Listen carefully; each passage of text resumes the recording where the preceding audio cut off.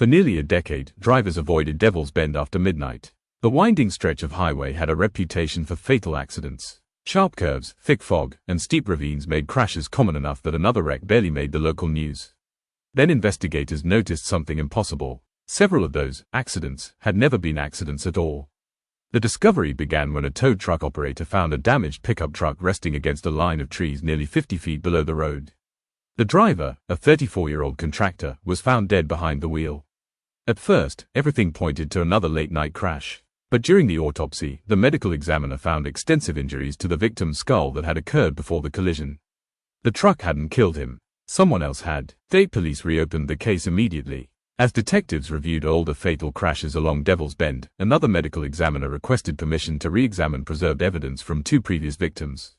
The results were chilling. Both had suffered similar head injuries before their vehicles left the roadway. Within weeks, investigators identified 6 suspicious deaths that had all been ruled accidental over the previous 8 years. Search teams returned to the ravines below the highway. What they found transformed the investigation. Using drones and cadaver dogs, crews located the skeletal remains of 3 additional missing people hidden beneath thick brush hundreds of feet from the road. Unlike the crash victims, these people had never been found because their vehicles had disappeared with them. The killer had pushed both the cars and the bodies deep into terrain almost impossible to search. Recovery crews spent nearly 3 weeks pulling wreckage from the ravines. By the end of the operation, they had recovered 9 vehicles. Inside them were the remains of 8 victims. 1 vehicle was empty. Its driver has never been found. Forensic examinations revealed the same horrifying pattern. Every victim had suffered repeated blunt force injuries before death. Several had broken wrists and forearms, injuries commonly associated with trying to shield themselves from repeated blows.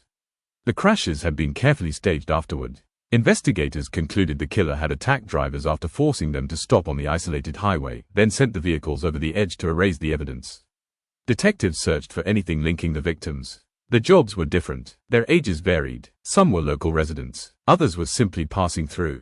The only connection was the location. Every victim had traveled through Devil's Bend between midnight and 4 in the morning.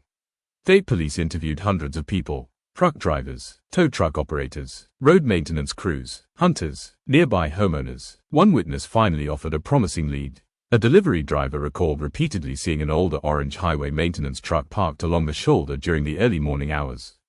The truck displayed flashing amber lights, making it appear official. Motorists would have had every reason to slow down or stop. Investigators tracked every maintenance vehicle assigned to the county. None matched the witness's description. The records showed no orange truck had ever been used there. Someone had either stolen one or painted an ordinary truck to resemble a government vehicle.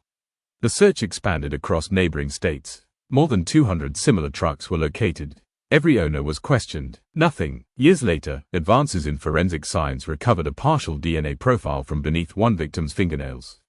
It belonged to an unidentified male. The sample was entered into every available database.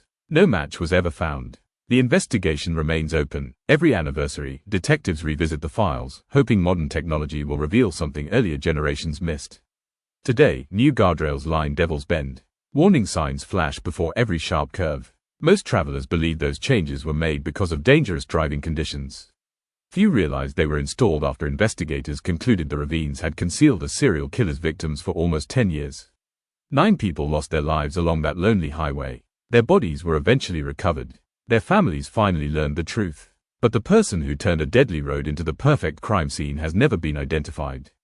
Somewhere, they watched the news as each vehicle was lifted from the ravine. Somewhere, they listened as police announced the murders. And somewhere, they realized that despite uncovering every victim, investigators still had no idea who they were looking for.